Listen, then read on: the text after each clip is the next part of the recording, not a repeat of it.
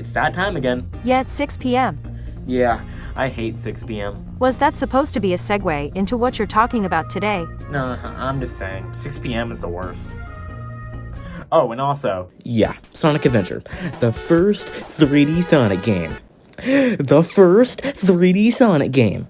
Okay, so let's address the terrible looking Sonic model in the room. Gross. Okay, so to get here, I need to address the build up to get to it. So, Sonic 3D Blast. It came out and was not exclusive to the Sega Saturn, but was the only proper Sonic game that was released on there. Why was that? Well, in reality, Sonic's first actual jump to 3D was supposed to be the game known as Sonic Extreme. This game was being developed by the Sega SCI division in America, known for making Sonic 2 and 3.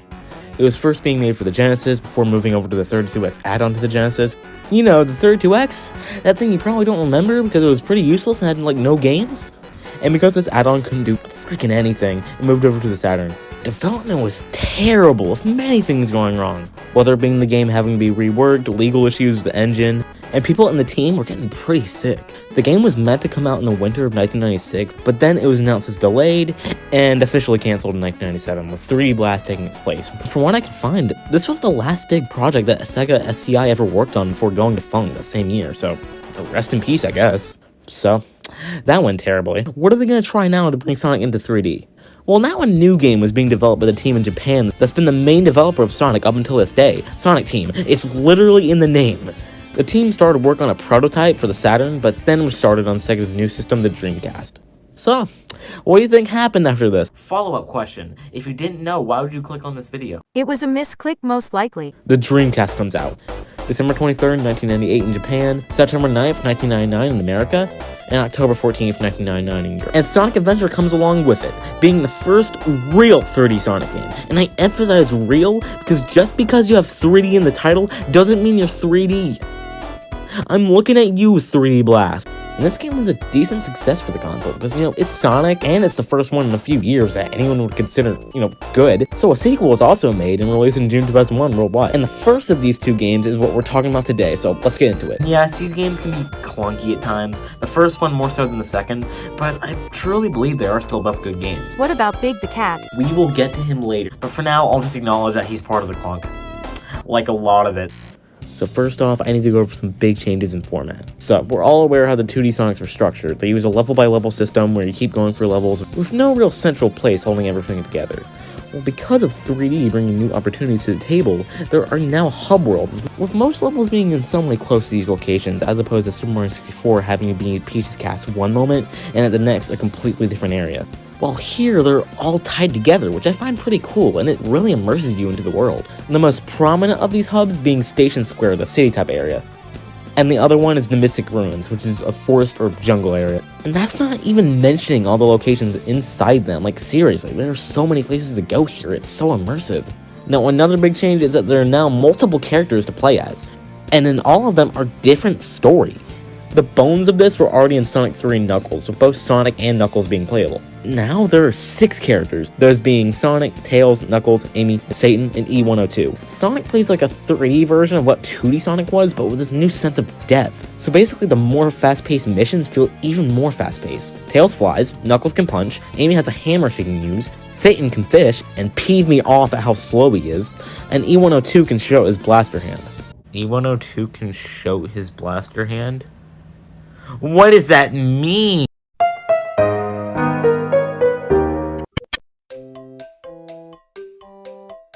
Now first off, we're doing Sonic Story, which is the most important and will probably take up most of this video.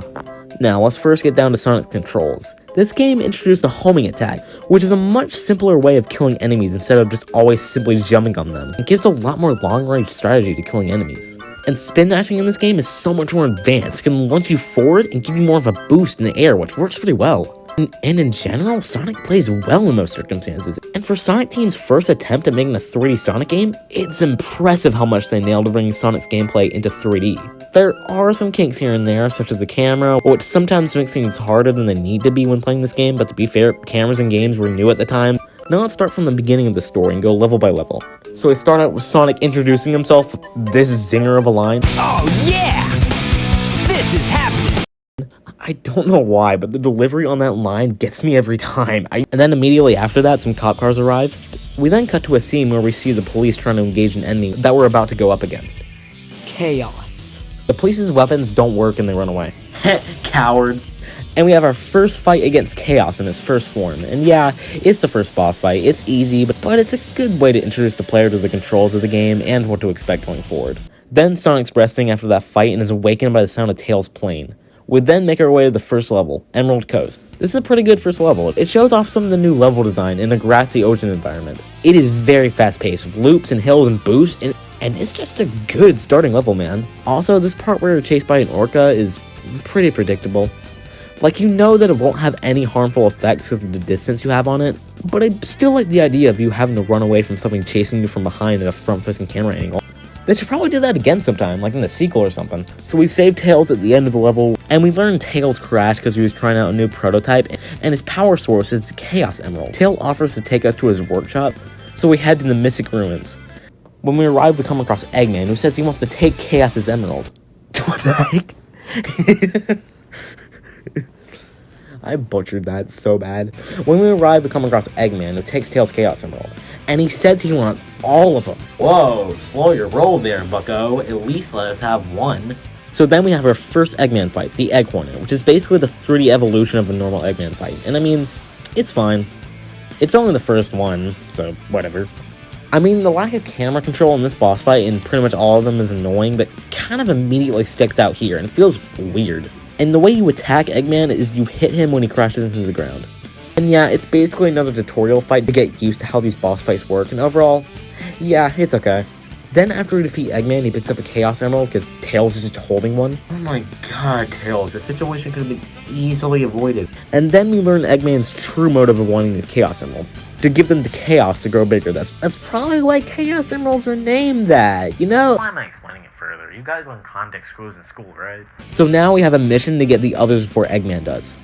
So now we're out of the boss fight, and we have to somehow get a key to get to the next level of this lonely area. My god, it took me a long time to figure this out during my playthrough.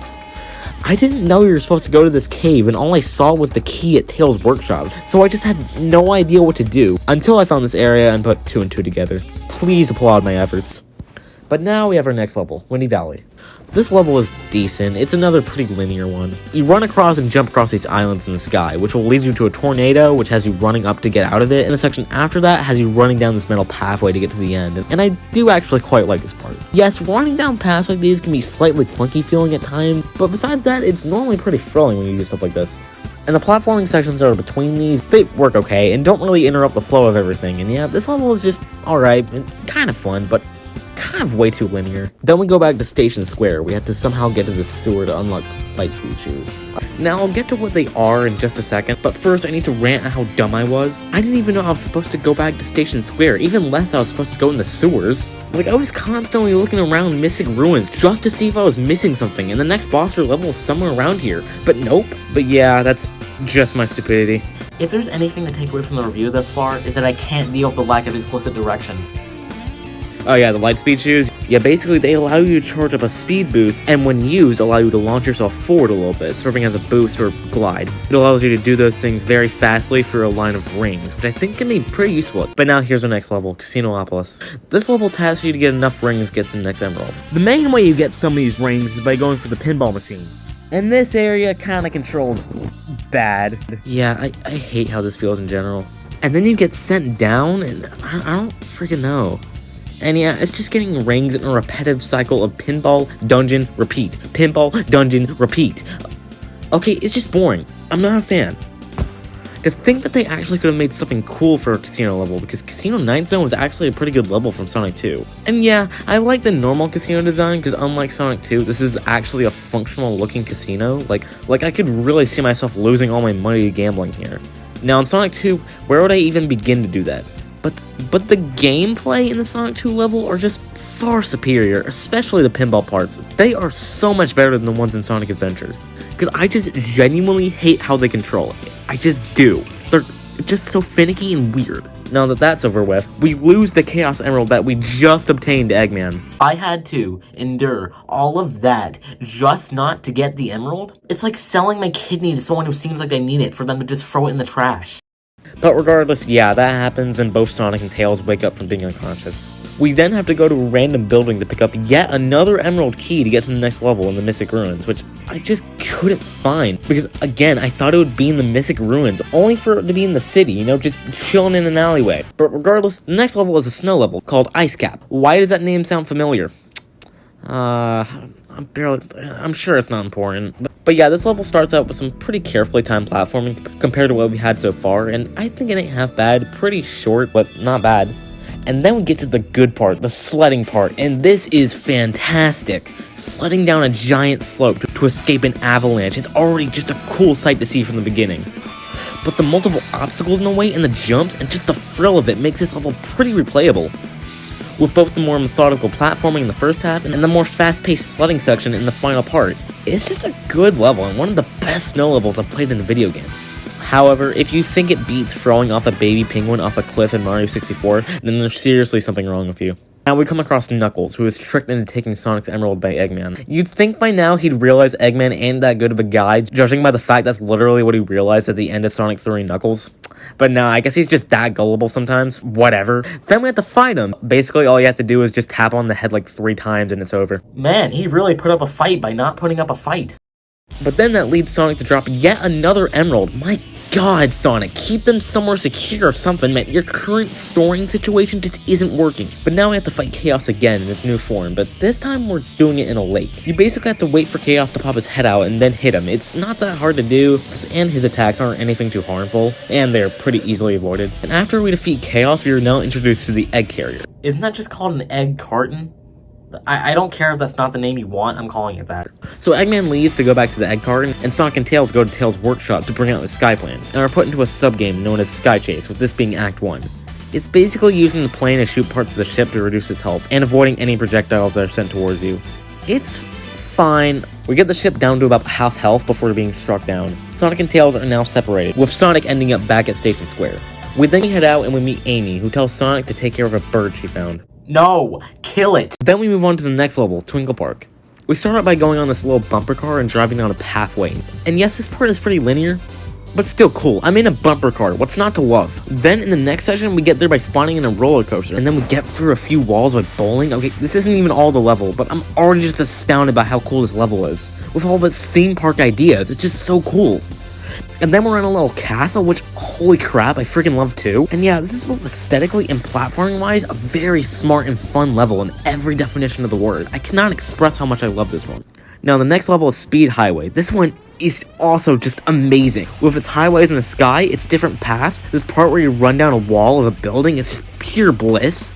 And there's a little final half where you're going on the actual street of the town, which is nice. And yeah, this level is quite literally the definition of bliss. Then we find Amy, once again being taken by one of Eggman's robots, which leads us to go to the Mystic Ruin. Sonic tries to fight it for a second, then the Egg Carrier picks it up with its beams. Then we go to the back of the cave, which leads us to the next level, Red Mountain. The first half of the level is kind of like Windowpolis. It was not linear, but I mean, not totally. It has a similar vibe of all the mountains, and yeah, I kind of enjoy it. But then we go underground, and I like this part. Yeah, it's a bit more linear than the first half, but I still like it. The lava platforming, the parts where you get pretty dangerously close to lava, I like, and the atmosphere and the level design aren't half bad. Then Tails comes in, then we get on the plane and go to Sky Chase Act 2. Same deal, shoot the ship. Then we crash onto the ship. We then go for the next level, Skydeck. This scene is pretty captivating with it taking place in the airship. The platforming in the first half, such as climbing walls and ladders, can be kinda clunky with the camera. And for the most part, the first half is fine enough, but a lot of it is pretty clunky feeling with how tight these spaces are, especially when Sonic is running. It's just pretty clunky with the camera. And then we get to the next section, which involves us going for the top of the airship to end up at the new area, which is even more clunky when gravity shifts, so you have to control Sonic when he's on the wall and upside down, which would be fine if the camera wasn't following you in a really weird way. But it is. And yeah, all I have to say is that the level's kind of fun, but clunky as all heck. Now that we're through the Skydeck, we arrive towards the bridge of the ship, where we come across a robot named Gamma, who's also named E102, who I mentioned earlier is a playable character. But in Sonic's story, we have to briefly fight against him. It's basically the same as the Knuckles fight, because bada bing, bada boom, it's done in record time. Sonic's about to kill it, but Amy tries to convince Sonic to stop. Sonic just kind of obliges, I guess, whatever. Now we come across a new variant of Chaos. So we're engaged in a new fight with Chaos, where you have to damage him by freezing him, when you throw enemies that Eggman sends down. It's alright in retrospect, but it's pretty easy, but I couldn't really figure this out when I first played this. You not figuring something out in this game is par for the course at this point. Yeah, You got a point. Then we defeat Chaos, and then Sonic just jumps off the airship. Rest in peace, I guess. And he survives from that fall, because, I don't know. We end up in a forest, and we find a temple where the next level takes place. Lost World. I have never been a fan of this one. Some parts are alright, but other parts like this one, where you have to get up this eel thing to get to the biggest platforms to rise to the water more, was actually really tedious. This one, where you basically can't see and you have to move this light occasionally, is pretty bullcrap at times. Now this part, you have to line up the blocks to get to the top. I hate, because I could just not get the switches to move them up for the life of me. And sometimes I had a little fun, but other times I was pulling my hair out, just trying to figure out how I'm supposed to progress. But maybe all that was just because I'm an idiot, which is, I'll let you say this one, Siri. Is par for the course. Final level, final egg.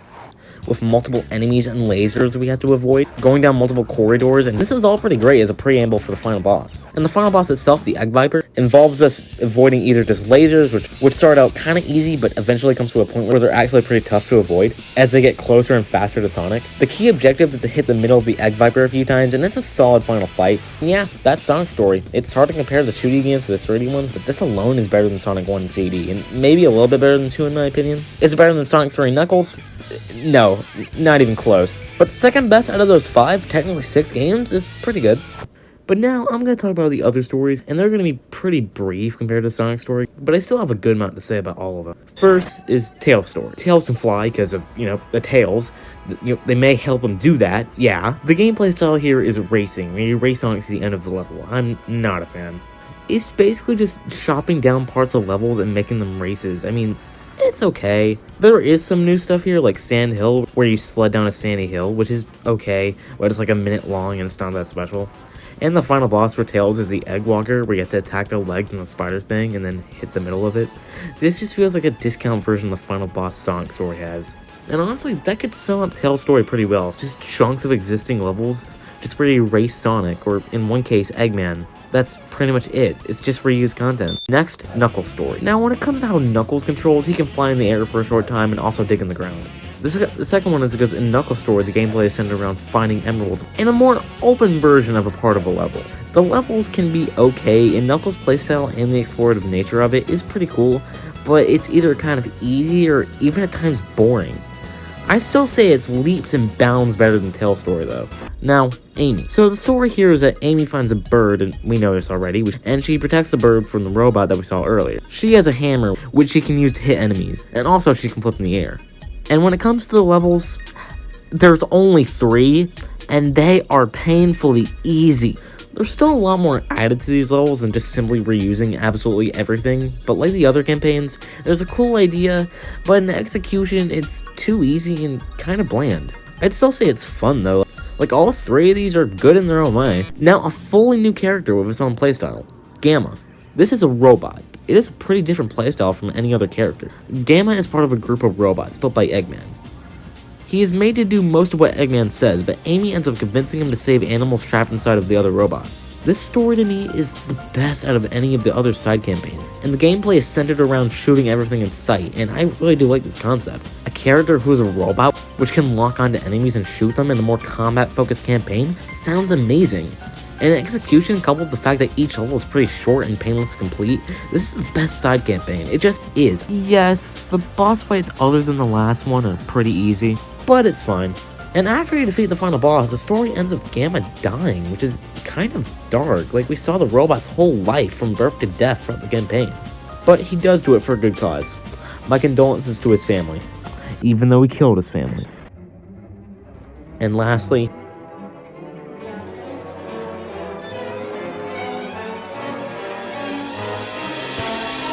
Satan. So this campaign is one of the worst, if not the worst part, of any Sonic game ever. No exaggeration. First off, the story centers around this cat losing his best friend Froggy, and he goes to find him. And is this frog really his best friend, or is it a frog he just kidnapped? Something to think about here. We're playing the bad guy. Now the gameplay does a little thing I like to call being bullcrap. You have to fish a Froggy near bodies of water, and it's literally impossible to fish a Froggy. Like, I can never get him out. This is the only campaign I have not finished in this game. Even with a gun to my head, I will not finish it. So, that was Sonic Adventure 1. Now, this game has slow moments, sometimes outright bad levels. Satan, dog crap voice acting sometimes. That's Eggman! I wonder what happened to Sonic. Like, why? But regardless, this game is still pretty good, and a very good start to 3D Sonic. And still, one of the best 3D Sonic games to this day. But there's one game that would end up doing what this game did right, and improving on it in every single way. Yeah, Sonic Adventure 2. And eventually I'll talk about that game, because yeah, the first one is good, but the second one is great. So, in short, I'm afraid of purple cats now.